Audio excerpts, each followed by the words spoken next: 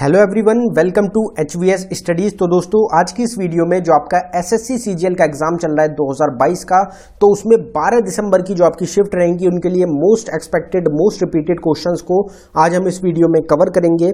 हर एक question exam based question होगा। जिस टाइप के जिस पैटर्न पे आपके SSC CGL के एग्जाम में क्वेश्चन पूछे जा रहे हैं उसी टाइप के क्वेश्चन आज आपको इस वीडियो में प्रोवाइड कराए जाएंगे। हर एक क्वेश्चन जिस टॉपिक से होगा उस टॉपिक से रिलेटेड बाकी इंपॉर्टेंट क्वेश्चन भी आपको कवर कराए जाएंगे, जिससे कि अगर उस टॉपिक से आगे और किसी शिफ्ट में क्वेश्चन बने तो वो आपको पता होना चाहिए। अगर आपको वीडियो पसंद आए, वीडियो को लाइक करें, शेयर करें और चैनल को जरूर सब्सक्राइब कर लें। तो चलिए वीडियो को स्टार्ट करते हैं, देखते हैं पहला क्वेश्चन क्या है। तो हमारा पहला क्वेश्चन है, which of the following articles of the constitution of India provides for the creation of a GST council. तो हमारा कौन सा आर्टिकल है इंडियन कॉन्स्टिट्यूशन का जिसमें बताया गया है GST काउंसिल के बारे में, क्रिएशन के बारे में। तो हमारा आंसर हो जाएगा इस क्वेश्चन का आर्टिकल 279A। आर्टिकल 279A में GST काउंसिल को बनाने का जो प्रोसेस है, जो प्रोवाइड किया गया है, हमारे आर्टिकल कौन सा रहेगा इंडियन कॉन्स्टिट्यूशन का, आर्टिकल 279A। यहां पे जो बात करी गई है वो करी गई है हमारे GST काउंसिल की। तो GST काउंसिल को भी डिटेल में थोड़ा सा कवर करेंगे।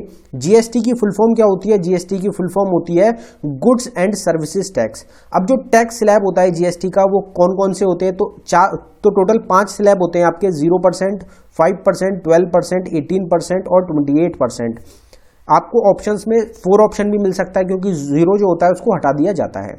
अगर इंट्रोड्यूस की बात करी जाए कि इफेक्ट में कब आया था GST को कब लागू किया गया था, तो 1 जुलाई 2017 को GST को इंप्लीमेंट किया गया था, इफेक्ट में लाया गया था।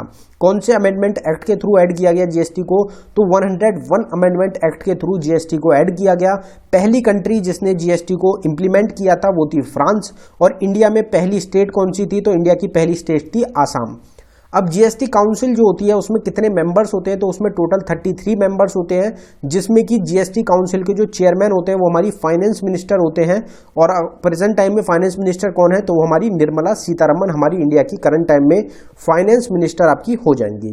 तो ये GST से रिलेटेड कुछ इंपॉर्टेंट क्वेश्चंस थे। इसी तरीके से जो टॉपिक होता है, अगर आपको सेपरेट टॉपिक रिलेटेड वीडियोस चाहिए तो हमारा चैनल है HVS स्टडीज 2.0, जिसका लिंक डिस्क्रिप्शन में है। आप जिस भी टॉपिक के ऊपर वीडियो चाहते हैं उसकी वीडियो आपको इस चैनल पे मिल जाएगी, तो आप इस चैनल को जरूर सब्सक्राइब कर लें। अगर आपको सेल टॉपिक के ऊपर वीडियो चाहिए तो सेपरेट वीडियो मिल जाएगी आपको। अपकमिंग स्पोर्ट्स टूर्नामेंट की चाहिए तो उसके ऊपर सेपरेट वीडियो मिल जाएगी। न्यू अपॉइंटमेंट की चाहिए तो उसके ऊपर सेपरेट वीडियो मिल जाएगी। जिस भी टॉपिक की आपको चाहिए उसकी सेपरेट वीडियो आपको इस चैनल पे प्रोवाइड कराई जाती है। अगला क्वेश्चन देखते हैं हमारा, on which day was the national emblem of India adopted. तो भारत के राष्ट्रीय चिन्ह को किस दिन अपनाया गया था? तो नेशनल एम्बलम क्या है इंडिया की, आप सबको पता ही होगा, उसको कब अपनाया गया? तो हमारा आंसर हो जाएगा 26 जनवरी 1950। 26 जनवरी 1950 को जो हमारा नेशनल एम्बलम है इंडिया का, उसको अडॉप्ट किया गया था। अब जो अडॉप्शन रहेगा इंडियन कॉन्स्टिट्यूशन, इंडिया से रिलेटेड जो इंडिया की इंपॉर्टेंट चीजें हैं उनकी कुछ बात करेंगे। तो इंडिया का जो कॉन्स्टिट्यूशन है इसको अडॉप्ट किया गया था 26 नवंबर 1949 को, और ये इफेक्ट में आया था 26 जनवरी 1950 1950 को। दोनों सेम रहेंगे, ये भी आपका 26 जनवरी 1950 को ही आपका इफेक्ट में आया था। सुप्रीम कोर्ट ऑफ इंडिया को जो पावर में आया था वो आया था 26 जनवरी 1950 में ही। पार्लियामेंट का भी सेम रहेगा 26 जनवरी 1950। अगर आपसे लोकसभा पूछा जाए तो लोकसभा को अडॉप्ट किया गया था 17 अप्रैल 1952 को। राज्यसभा को किया गया था 3 अप्रैल 1952 में। फिर अगर नेशनल एंथम की आपसे पूछी जाए कि हमारा जो नेशनल एंथम है जनगण मन, उसको कब अडॉप्ट किया गया? तो 24 जनवरी 1950 में इसको अडॉप्ट किया गया था। और ये पहली बार जो हमारा नेशनल सॉन्ग है वो गाया गया था 27 दिसंबर 1911 में। जो हमारा नेशनल सॉन्ग है वंदे मातरम, इसको अडॉप्ट किया गया था 24 जनवरी 1950। दोनों का सेम रहेगा, इसलिए आपको आसानी रहेगी याद करने में। अगर प्रियम्बल की बात करी जाए तो प्रियम्बल जो था हमारा वो अडॉप्ट किया गया था 26 नवंबर 1949 में, जो कि इफेक्ट में आया था 26 जनवरी 1950 में। तो ये कुछ इंपॉर्टेंट अडॉप्शन से रिलेटेड क्वेश्चंस हो जाएंगे। जो हमारा इंडियन कॉन्स्टिट्यूशन है उसमें जो कुछ इंपॉर्टेंट अडॉप्शंस है उससे रिलेटेड यहाँ पे बात की गई है। अगला क्वेश्चन देखते हैं हमारा, अगले क्वेश्चन पे बढ़ने से पहले हम आपको बताना चाहते हैं कि करंट अफेयर जो रहेगा आपका जनवरी से अक्टूबर 2022 का, उसके लिए एक सेपरेट ई बुक को लॉन्च किया गया है। लास्ट 10 मंथ का, जनवरी से अक्टूबर का सबसे ज्यादा करंट अफेयर का क्वेश्चन आपके एग्जाम में बन रहा है, तो वो सारे जो मंथ जिससे सबसे ज्यादा क्वेश्चन बन रहे हैं उनको इसमें ई बुक में डाला गया है। सिर्फ 79 रुपीज में आपको ये ई बुक जो है वो प्रोवाइड कराई जा रही है, जिसमें 2600 प्लस करंट अफेयर के क्वेश्चंस रहेंगे। पूरे 10 मंथ का करंट अफेयर पूरी तरीके से इसमें प्रोवाइड कराया गया है। हर मंथ का सेपरेट मिलेगा आपको करंट अफेयर, जनवरी का अलग, फेब का अलग, मार्च का अलग, अक्टूबर तक का हर मंथ का सेपरेट करंट अफेयर मिलने वाला है आपको। ये ई बुक आपको अवेलेबल कराई गई है बाइलिंगुअल लैंग्वेज में, मतलब हिंदी और इंग्लिश दोनों में आपको क्वेश्चंस मिलेंगे, एमसीक्यू फॉर्मेट में, प्रिंटेबल फॉर्मेट में। अगर आप इंटरेस्टेड हो तो लिंक आपको डिस्क्रिप्शन में प्रोवाइड कराया गया है, आप डिस्क्रिप्शन में जाके इसको बाय कर सकते हैं। पेमेंट करने के बाद अगर आपको फाइल डाउनलोड करने में कुछ भी इशू आता है तो नीचे हमारी जीमेल आईडी है, आप इस पर डायरेक्टली मेल कर सकते हैं। अगला क्वेश्चन देखते हैं हमारा, who among the following become the chief minister of Maharashtra state in June 2022। तो निम्नलिखित में से कौन जून 2022 में महाराष्ट्र राज्य के मुख्यमंत्री बने। तो यहां पे चीफ मिनिस्टर की बात करी जा रही है महाराष्ट्र स्टेट से। आपको मंथ भी दिया जाने लगा है अब एग्जाम्स में कि इस टाइम पे, इस मंथ में चीफ मिनिस्टर कौन थे, प्रधानमंत्री कौन थे, गवर्नर कौन थे, इस टाइप से क्वेश्चन भी आपके एग्जाम में पूछे जाते हैं। तो चीफ मिनिस्टर कौन है महाराष्ट्र के, तो हमारा आंसर हो जाएगा एकनाथ शिंदे। एकनाथ शिंदे करंट टाइम में भी चीफ मिनिस्टर हैं अब महाराष्ट्र के, और जून में इनको चुना गया था, जून में ये चीफ मिनिस्टर बने थे महाराष्ट्र स्टेट के। यहाँ पे जो बात करी गई है वो आपकी करी गई है चीफ मिनिस्टर और गवर्नर्स की। तो इंपॉर्टेंट जो हमारे चीफ मिनिस्टर्स हैं, गवर्नर्स हैं, उनकी बात करेंगे। आसाम अगर स्टेट की बात करी जाए तो हिमंत बिस्व शर्मा रहेंगे जो कि चीफ मिनिस्टर हैं आसाम के। जगदीश मुखी आपके गवर्नर हो जाएंगे। गुजरात के चीफ मिनिस्टर हैं भूपेंद्र भाई पटेल, आचार्य देवव्रत यहाँ के गवर्नर हैं। कर्नाटक स्टेट के चीफ मिनिस्टर हैं बसवराज बोमई और थवार चंद गहलोत यहाँ के गवर्नर हैं। पंजाब स्टेट के रहेंगे भगवंत मान, एग्जाम में पीछे आपका जो हुआ था 2022 में उसमें काफी बार पूछा गया था। फिर आपके बनवारी लाल पुरोहित यहाँ के गवर्नर हो जाएंगे। तमिलनाडु की अगर बात करी जाए, एम.के. स्टैलिन यहाँ के चीफ मिनिस्टर हैं और आर.एन. रवि यहाँ के गवर्नर हैं। त्रिपुरा स्टेट के मानिक शाह चीफ मिनिस्टर हैं और सत्यनारायण आर्य रहेंगे आपके गवर्नर। अगर उत्तराखंड स्टेट की बात करी जाए तो यहाँ के सीएम है पुष्कर सिंह धामी और गुरमीत सिंह यहाँ के गवर्नर हैं। वेस्ट बंगाल स्टेट की बात करी जाए, ममता बनर्जी यहाँ की चीफ मिनिस्टर हैं और सी.वी. आनंद बोस अभी हाल ही में आपकी अपॉइंटमेंट करी गई है, कुछ टाइम पहले ही, लास्ट मंथ की अपॉइंटमेंट रहेगी, इसलिए मोस्ट इंपॉर्टेंट है, आपको एग्जाम में एक बार जरूर देखने को मिल सकती है। उत्तर प्रदेश के चीफ मिनिस्टर हैं योगी आदित्यनाथ और आनंदीबेन पटेल यहाँ की गवर्नर हो जाएंगी। अगर तेलंगाना की बात करी जाए तो के चंद्रशेखर राव यहाँ के चीफ मिनिस्टर हैं और तमिलसाई सौंदरराजन यहाँ की गवर्नर हो जाएंगी। जो हमारी सिक्किम स्टेट है वहां के प्रेम सिंह तमांग चीफ मिनिस्टर हैं, पी.एस. तमांग भी जिनको बोला जाता है, और गंगा प्रसाद रहेंगे जो कि गवर्नर हैं। मणिपुर स्टेट में N Biren Singh chief minister La, ला गणेशन जो है आपके मणिपुर के गवर्नर हो जाएंगे। सी.वी. आनंद बोस जो कि वेस्ट बंगाल के नए गवर्नर चुने गए हैं, इनसे पहले ला गणेशन के पास ही एडिशनल चार्ज था वेस्ट बंगाल का। केरला की अगर बात करी जाए तो पिनरी विजयन यहाँ के चीफ मिनिस्टर हैं और आरिफ मोहम्मद खान यहाँ के गवर्नर हैं। उड़ीसा स्टेट में नवीन पटनायक का चीफ मिनिस्टर रहेंगे और गणेशी लाल जो है ये आपके गवर्नर हो जाएंगे। तो यहाँ पे चीफ मिनिस्टर प्रेजेंट टाइम में और जो गवर्नर्स हैं उनकी बात करी गई है, और इसकी एक सेपरेट वीडियो भी है, सीएम की अलग वीडियो रहेगी, गवर्नर की अलग वीडियो रहेगी, आप उसको भी देख सकते हैं। उसमें जो चीफ मिनिस्टर और गवर्नर्स हैं उनकी बात करी गई है पूरी डिटेल में, सारी स्टेट्स के कवर करे गए हैं। इसमें हम कुछ ही स्टेट्स को कवर कर पाए हैं, इनके अलावा बाकी जो स्टेट्स रह गई हैं उनको आप उस वीडियो के थ्रू देख सकते हैं। अगला क्वेश्चन है हमारा, who among the following Rajput ruler defeated Mohammad Ghori in first battle of Tarain in 1191 AD। तो निम्नलिखित में से किस राजपूत शासक ने 1191 AD में तराइन के प्रथम युद्ध में मोहम्मद गौरी को हराया था। तो बिल्कुल बेसिक सा क्वेश्चन रहता है आपके एग्जाम के लिए, आप सबको पता होगा। फर्स्ट बैटल ऑफ तराइन, दो बैटल होती हैं, फर्स्ट बैटल ऑफ तराइन और सेकंड बैटल ऑफ तराइन। दोनों में जो रिजल्ट था वो उल्टा निकला था, पहले में जो जीता था वो दूसरे में हारा था, और जो दूसरे में पहले में हारा था वो दूसरे में जीता था। तो फर्स्ट बैटल ऑफ तराइन आप सबको पता है कि किसके द्वारा जीती गई थी। इसमें आपका करेक्ट आंसर हो जाएगा पृथ्वीराज चौहान। पृथ्वीराज चौहान के द्वारा जो पहली बैटल थी तराइन की उसको जीता गया था 1191 AD में। यहाँ पे जो बैटल्स हैं जैसे कि सेकंड बैटल हो गई आपकी तराइन की, इसी तरीके से और जो बैटल्स हैं उनकी बात करेंगे। एक बार डिटेल में इसको कवर करते हैं टॉपिक को। तो बैटल्स की यहाँ पे बात करी जा रही है। फर्स्ट बैटल ऑफ तराइन जो हमारा क्वेश्चन था 1191 AD में लड़ी गई थी पृथ्वीराज चौहान ने, जिसमें मोहम्मद गौरी को हरा दिया था। फिर आपकी सेकंड बैटल ऑफ तराइन 1 साल बाद लड़ी गई 1192 एडी में, जिसमें मोहम्मद गौरी ने पृथ्वीराज चौहान को हरा दिया था। ये अफगान रूलर रहेंगे मोहम्मद गौरी। फिर फर्स्ट बैटल ऑफ पानीपत जो हुई थी आपकी 1526 में, उसमें बाबर के द्वारा इब्राहिम लोदी को हरा के मुगल एम्पायर की नींव रखी गई थी। बैटल ऑफ खनवा लड़ी गई 1527 में, जिसमें बाबर के द्वारा राणा संगा को हरा दिया गया था। बैटल ऑफ घाघरा आपकी 1529 में लड़ी गई थी, जिसमें बाबर के द्वारा महमूद लोदी और सुल्तान नुसरत शाह को हरा दिया गया था।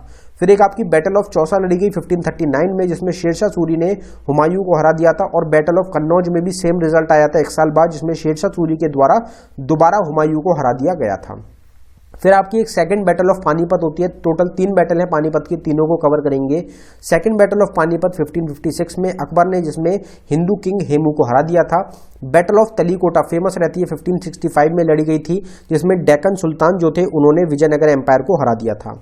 बैटल ऑफ हल्दीघाटी आपकी लड़ी गई 1576 में, जिसका कोई भी डिसीजन नहीं निकला था, जिसमें जो मुगल एम्पायर था उसकी तरफ से मान सिंह थे और राणा प्रताप थे मेवाड़ के, इन दोनों के बीच में बैटल लड़ी गई थी। Battle of Plassey most important रहती है आपके एग्जाम्स के लिए, 1757 में लड़ी गई, जिसमें ब्रिटिशर्स और मीर जाफर ने मिलकर हरा दिया था सिराजुद्दौला को।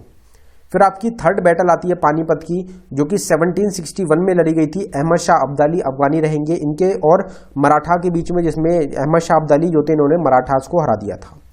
फिर एक आपकी बैटल ऑफ वंडी वॉश लड़ी गई थी 1760 में, जिसमें ब्रिटिशर्स के द्वारा जो फ्रेंच आर्मी थी उसको हरा दिया गया था। तो ये कुछ इंपॉर्टेंट बैटल्स हैं जो कि आपको ध्यान रखनी है। इनके अलावा सेपरेट एक बैटल की वीडियो भी रहेगी, जो कि आपको चैनल पे, हमारे दूसरे चैनल पे मिल जाएगी, टॉपिक वाले चैनल पे। उसमें करीब करीब आपकी 50 से 60 जो बैटल्स हैं वो लड़ी गई हैं, उनको डिस्कस किया गया है फुल डिटेल्स में। अगला क्वेश्चन देखते हैं हमारा, in which year was the state reorganisation act passed? तो राज्य पुनर्गठन अधिनियम किस वर्ष पारित किया हुआ था? तो इस क्वेश्चन का आपका करेक्ट आंसर हो जाएगा 1956। मोस्ट इंपॉर्टेंट क्वेश्चन रहता है ये भी आपके एग्जाम्स के लिए। तो स्टेट रीऑर्गेनाइजेशन एक्ट को लागू किया गया था, पास किया गया था 1976 में। यहाँ पे जो हमारे एक्ट्स हो जाएंगे उनसे रिलेटेड यहाँ पे बात करी जा रही है, तो कुछ इंपॉर्टेंट एक्ट्स की यहाँ पे हम बात करेंगे। तो ये कुछ हमारे इंपॉर्टेंट एक्ट्स हो जाएंगे जो कि आपको जरूर ध्यान रखने हैं, ये एग्जाम्स के लिए काफी ज्यादा इंपॉर्टेंट होते हैं, आपके पूछे जाते हैं। तो यहाँ पे provision of child marriage act को लाया गया था 2006 में। Ancient monument and archaeological sites and remains act को लाया गया था आपका 1958 में। फिर एक आपका डाउरी प्रोविजन एक्ट लाया गया था 1961 में, इंपॉर्टेंट रहता है। Protection of women from domestic violence act लाया गया था आपका 2005 में। एक आपका प्रोविजन लाया गया था पंचायत के लिए एक्सटेंशन टू शेड्यूल एरिया और एक्ट जो था ये, जिसको कि हम पैसा एक्ट भी बोलते हैं, पैसा के नाम से आपसे काफी पूछा जाता है, 1996 का एक एक्ट रहेगा। फिर आपका नेशनल फूड सिक्योरिटी एक्ट 2013 में लाया गया। Right of child to free and compulsory education act most important 2009 में लाया गया था। प्रिवेंशन ऑफ करप्शन एक्ट 1988 में आया था। लोकपाल एंड लोकायुक्त एक्ट आपका 2013 में आया था। Food safety and standard act important 2006 में आया था। इंडियन फॉरेस्ट एक्ट 1927 का रहेगा। वाइल्ड लाइफ प्रोटेक्शन एक्ट 1972 में आया था।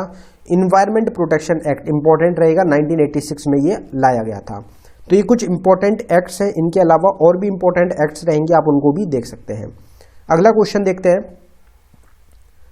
What was the theme of world science day 2022 10 नवंबर? तो 10 नवंबर को हर साल ऑब्जर्व किया जाता है वर्ल्ड साइंस डे के रूप में। 2022 में विश्व विज्ञान दिवस 2022 की थीम क्या है, आपसे ये क्वेश्चन पूछा जा रहा है। तो हमारा आंसर हो जाएगा building climate ready community. Building climate ready community जो थी, ये थीम थी आपकी वर्ल्ड साइंस डे 2022 की। अब यहाँ पे आपको एक चीज ये जरूर ध्यान रखनी है कि डेट तो आपसे एग्जाम में पूछी जाती है डेज की, लेकिन साथ ही साथ आपको ये भी जरूर ध्यान रखना है कि उसकी थीम क्या थी। खास तौर पे जो आपकी 2022 की मोस्ट इंपॉर्टेंट जो आपके डेज हैं उनकी थीम तो आपको जरूर पता होनी चाहिए। और एग्जाम्स में ज्यादा बड़ी जो थीम होती है वो आपसे नहीं पूछी जाती, छोटी ही थीम पूछी जाती है। तो आप थीम्स को जरूर याद कर लें, एक सेपरेट वीडियो भी आपको मिल जाएगी। यहाँ पे थीम्स की बात करी गई है, तो कुछ इंपॉर्टेंट जो थीम्स हो सकती हैं आपके एग्जाम में पूछी जाएं उनकी यहाँ पे बात कर लेते हैं हम। तो अगर बात करी जाए नेशनल माइग्रेंट डे, तो इसकी थीम रही है आपकी harnessing the potential of human mobility, और ये हर साल आपका 18 दिसंबर को ऑब्जर्व किया जाता है। डायबिटीज डे आपका हर साल 14 नवंबर को ऑब्जर्व होता है और ये इसकी थीम इंपॉर्टेंट रहेगी एक्सेस टू डायबिटिक केयर, ये आपको ध्यान रखनी है। फिर आपका नेशनल कैंसर अवेयरनेस डे हर साल 7 नवंबर को ऑब्जर्व होता है। इसकी थीम थी 2022 में the resilience and contribution of older women. फिर आपका वर्ल्ड हैबिटेट डे, ये आपका हर साल 3 अक्टूबर को ऑब्जर्व होता है और इसकी इस साल थीम रही थी आपकी accelerating urban action for a carbon free world. फिर आपका वर्ल्ड ओजोन डे रहेगा जिसका थीम रही थी global cooperation protecting life on earth और ये ऑब्जर्व होता है आपका 16 सितंबर को हर साल। फिर आपका इंटरनेशनल लिटरेसी डे आता है 8 सितंबर को हर साल ऑब्जर्व होता है। ट्रांसफॉर्मिंग लिटरेसी लर्निंग स्पेसेस, ये भी इंपॉर्टेंट रहेगी इसकी थीम। फिर आपका वुमेन्स इक्वालिटी डे ऑब्जर्व किया जाता है 26 अगस्त को, जिसमें की थीम थी जिसकी gender equality today for a sustainable tomorrow. International yoga day most important 21 जून को ऑब्जर्व होता है, योगा फॉर ह्यूमैनिटी, इसकी थीम आपको जरूर किसी ना किसी शिफ्ट में देखने को मिल जाएगी। फिर आपका वर्ल्ड ओजोन डे, यह आपका होता है 8 जून को।